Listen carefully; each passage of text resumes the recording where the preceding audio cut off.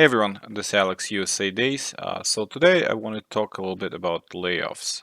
Now, layoffs in QA are pretty much the same as in tech in general, so it doesn't matter if you're dev or QA engineer or some other position. Most of the time they're sudden. So I've been through layoffs. I've been through when I quit company myself, and I've seen other people uh, getting laid off who I worked with. It's never fun. A lot of times it's unpredictable, so you would not expect it to happen. And when it does happen, I mean, it is, leaves a scar, right? If you stayed on the team, there are people maybe that you worked with, your friends or your colleagues, and they got laid off, so it affects your morale. But also, if you are laid off, so then you have to figure out, what I'm gonna do. I need to find a new job or whatever needs to be done, right, to make sure that your future is secure. Now, maybe one of the most obvious signs that layoff is going to happen is if companies struggling financially. So if you have details on the business, how company is doing, so not enough revenue, maybe if there's bad economy, plus a company lost a big client, so that could lead to layoff potentially. But even then, you don't even know who are getting laid off. It's kind of hard to say beforehand, okay, is this team going to get affected or this team going to get affected. Most of the time it's really sudden, and if you like do reviews with a manager, maybe a couple of months back you were talking to your manager and the manager said, yeah, you're doing great, your performance is great, all the reviews are looking good, you're pretty much gonna grow in the company, you're doing well. Couple months pass, company lose a big client or something happens, and then they just say, they on a call, sorry, there's been change of plan, change of strategy. It's always kind of, we're kind of trying to, they don't normally say they trying to cut costs. It's more like, oh, we're doing restructuring, something like, more neutral. And then they say, unfortunately, we had to be uh, letting go, right? So some places gonna give you a couple months of salary. They're like pretty good. That while you on the salary, the severance package, you might also have insurance. Other places might give you only a week or two. So it really depends.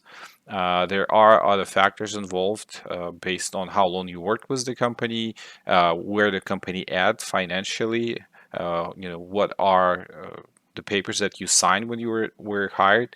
But most of the companies in the United States are hire at will. So essentially, they can let you go anytime, right? Interesting though, if you're quitting a company, it's kind of common to expect that you given a notice, 2 weeks or 1 week. So that means within that notice time, you already let your HR know that you're leaving the company. You talk to your manager. Now within that time, you're kind of expected to get everyone up to speed, what your responsibilities are, what you're doing. Maybe you'll have to train someone. Company might need to start preparing to hire someone in your place. But when the layoff happens, they just kind of tell you, and that's it. Some of the places that I worked with, they would even get a security to your desk, like gather all the stuff on your desk, take the company's property like laptop, but whatever's on your desk, like personal stuff, put in the box, give you the box, and kind of escort you to the door.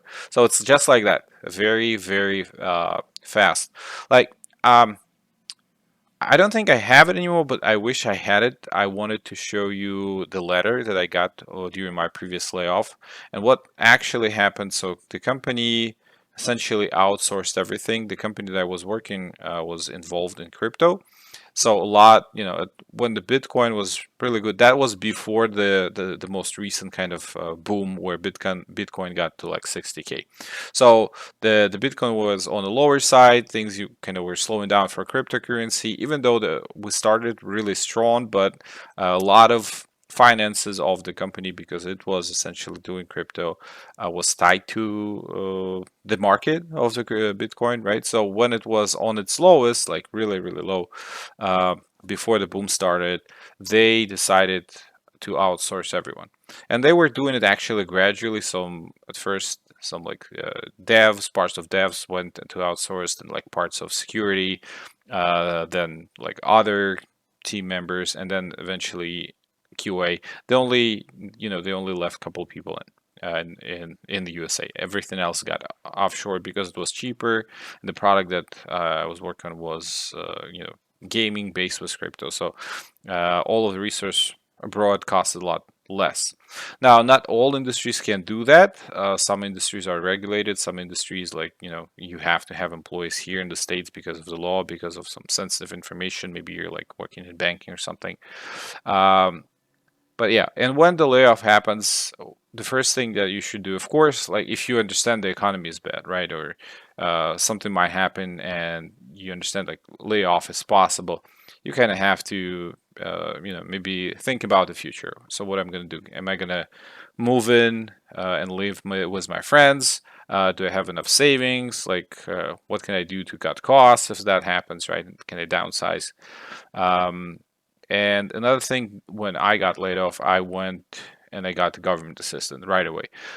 Don't wait for that. So, especially if you're like family with kids, you got laid off, there's no job, there's no source of income, just go to the social services, get yourself like food stamps, cash support, medical support, Medicare, whatever is needed, because sometimes searching for a job can take 1, 2, 3, 4 months, and emergencies might happen within that time period. So let's say you have small children, right, and you're out of job and there's no more insurance. So essentially getting government Medicare that pays for whatever they need if they, break their leg or whatever, otherwise it's going to be really, really expensive. Okay, so trying to protect yourself, getting assistance from the government while you're searching for a job. I mean, there's no shame in that. That's why you pay taxes. That's why those services exist. So if you're in a situation where you need that support net, government can provide. Now, it's going to differ from state to state. Some states offer better benefits, better cash benefits, like better food stamp benefits, better medical benefits. Others might offer less. So it all depends which state you're at, but all of them offer something, at least something, right? So layoffs can happen. It's just part of it, and you don't even gonna get a straight answer. Most of the time, they'll say, "Hey, we just change of plans. We're restructuring. We're changing the strategy. We're doing new approach, whatever." Never directly your fault. And then, if it happens, it happens. So you have to move on. There's nothing really you can do. Hard to predict unless you know the finance of the company, unless you know that like the big client was lost. It's otherwise, even like having meetings with your managements, talking about business or talking about the plans. It's kind of okay. Yeah, yeah, everything's good. You're doing good. We like you.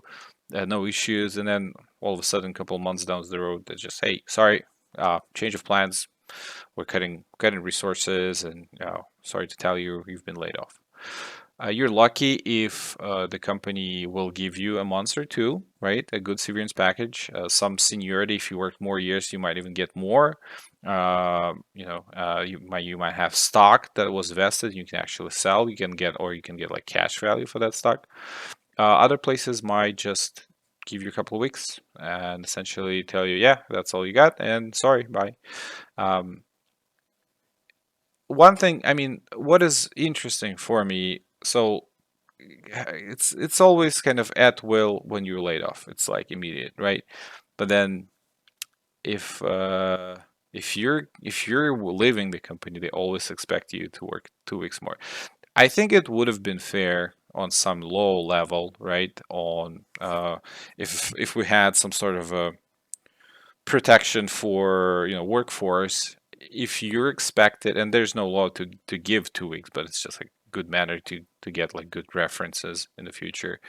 But if you're expected to give 2 weeks notice, if you know that you're changing a job, whatever, so 2 weeks notice is the standard kind of expected time frame. So if you're doing that, why not put it in the law, right? Say, okay, unless there's like unforeseen events, right? So something like really out of your control happening. But then if company is laying you off, they also have to give you like 2 weeks notice. That would be fair, right? So at least within those 2 weeks, it's not going to be like, oh my God, things are crazy, right? It's not the same day. So you can maybe, start applying, fix up your resume, things like that. I think that would have been fair. I don't know why it's not done on like the on the government level, protecting employees' rights. Yeah, that would have been helpful. Okay, so yeah, that's all I can tell you about layoffs. They're happening, and that's just part of the process.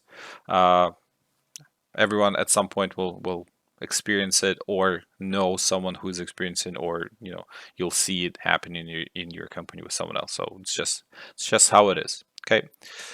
So this was Alex USA Days. Thanks for watching, and bye bye.